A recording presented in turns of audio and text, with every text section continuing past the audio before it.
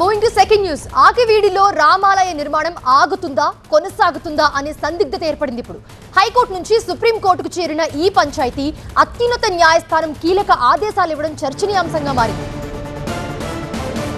ఆకివీడిలో రామాలయ నిర్మాణంపై supreme court status quo ఇచ్చింది.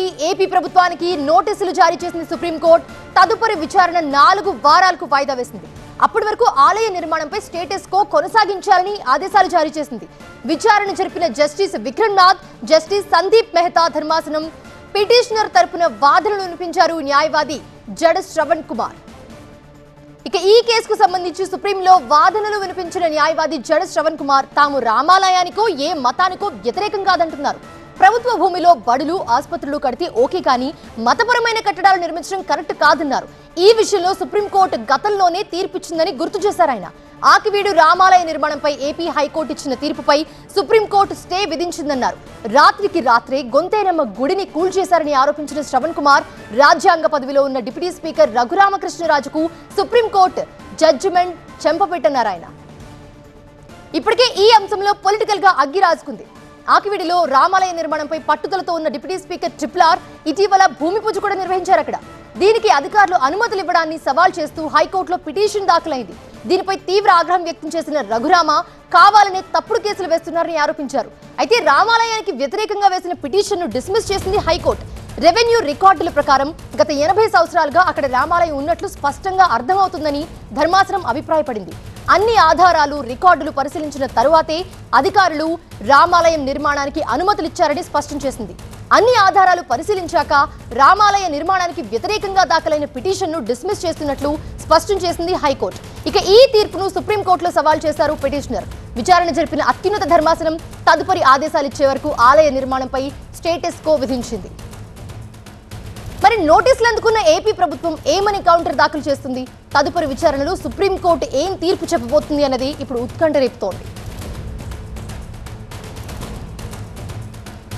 రైట్, ఇదే అంశానికి సంబంధించి మరిన్ని అప్డేట్స్ అందించడానికి మా బ్యూరో చీఫ్ గోపి అందుబాటులో ఉన్నారు. గోపి, అసలు ఆకివీడి రామాలయం విషయంలో ఏం జరుగుతుంది? ప్రస్తుతం సుప్రీంకోర్టు ఒక తీర్పు ఇచ్చింది. ఆ తీర్పుని ఏకీభవిస్తూ యథాస్థితిగా అలానే కొనసాగిస్తారా, లేకపోతే ఇంకేమైనా చేస్తారా? మళ్ళీ ఏమైనా కౌంటర్ దాఖలు చేసే ప్రయత్నాలు ఏమైనా చేస్తారా? ఏపీ ప్రభుత్వం ఏం చెప్తుంది?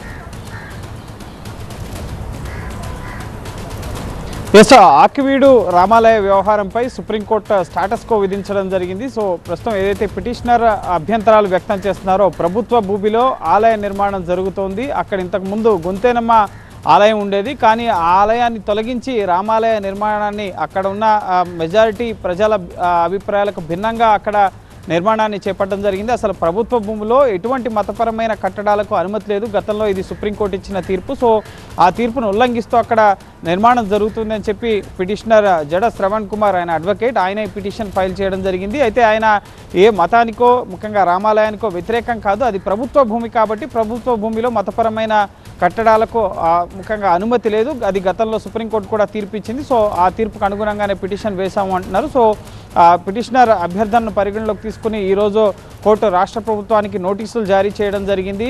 మెజారిటీ ప్రజాభిప్రాయం ముఖ్యంగా అక్కడ గొంతేనమ్మ ఆలయం ఉండాలి అన్నది అభిప్రాయం, కానీ అక్కడ ఆలయాన్ని తొలగించారు. రామాలయం ఉందన్న పేరుతో ముఖ్యంగా దళిత క్రైస్తవులను ముఖ్యంగా ఒక మతానికి వ్యతిరేకంగా చిత్రీకరించే విధంగా, మత విద్వేషాలు రెచ్చగొట్టే విధంగా అక్కడ ఈ వ్యవహారం జరుగుతుందంటూ ఆ విషయాలన్నీ కూడా ఈరోజు కోర్టు దృష్టికి తీసుకొచ్చే ప్రయత్నం చేశారు. ఈ అంశంపైన సుప్రీంకోర్టు రాష్ట్ర ప్రభుత్వానికి నోటీసులు జారీ చేయడం జరిగింది. రాష్ట్ర ప్రభుత్వం ఎందుకు అక్కడ రామాలయ నిర్మాణానికి అనుమతులు ఇవ్వడం జరిగింది? ఇటు రఘురామకృష్ణరాజు డిప్యూటీ స్పీకర్ భూమి పూజ చేయడం మే 3వ తేదీన.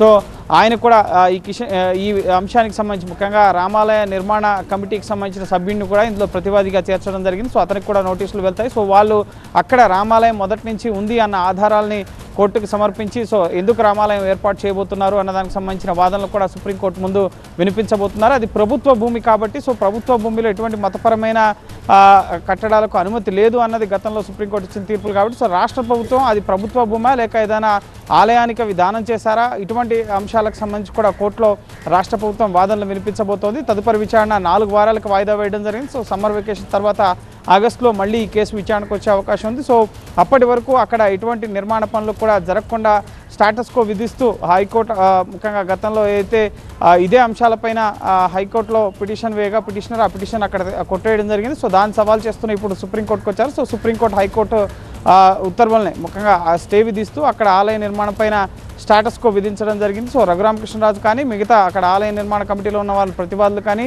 ఇటు రాష్ట్ర ప్రభుత్వం తరఫున కానీ ఏ మేరకు అనుమతులు ఇచ్చారు, అది ప్రభుత్వ భూమా లేక ఆలయానికి గతంలోనే ఇచ్చారా, సో అక్కడ ఉన్న ఎలక్ట్రిసిటీ బిల్లు రామాలయం పేరు మీద ఉంది. సో కొన్ని ఆధారాలు ఉన్నాయి. సో ఆ ఆధారాలను కూడా కోర్టు ముందు సబ్మిట్ చేసే అవకాశం ఉంటుంది. కానీ పిటిషనర్ జడ శ్రవణ్ కుమార్ మాత్రం అక్కడ ఎటువంటి మతపరమైన కట్టడాలకు ప్రభుత్వ భూమిలో అనుమతించవద్దు, కావాలంటే బడో ముఖ్యంగా అనాథాశ్రమమో లేక ఆసుపత్రో ఇటువంటివి నిర్మిస్తే తనకు అభ్యంతరం లేదు, ప్రభుత్వం ఈ దిశగా ఆలోచన చేయాలి. కానీ రఘురామకృష్ణరాజు ఒక వర్గాన్ని వ్యతిరేకిస్తూ అక్కడ కావాలనే రామాలయ నిర్మాణానికి పూనుకున్నారు. అది ప్రభుత్వ భూమి కాబట్టి అక్కడ ఇటువంటి మతపరమైన కట్టడాలను మేము వ్యతిరేకిస్తున్నాం అంటూ పిటిషనర్ వాదనలు వినిపించడం జరిగింది. సో చూడాలి మరి ఈ ఆలయ నిర్మాణం ముందుకెళ్తుందా, ఏం జరగబోతుంది అనేది తదుపరి రాష్ట్ర ప్రభుత్వం ముఖ్యంగా సుప్రీంకోర్టు ఇచ్చిన నోటీసులకు ప్రతిస్పందనగా ఏ అంశాలను కోర్టు ముందుకు తీసుకొస్తుంది, కోర్టు ఎటువంటి ఉత్తర్వులు ఇస్తుంది అనేది మనం వేచి చూడాలి. Right, thanks for the updates Gopi.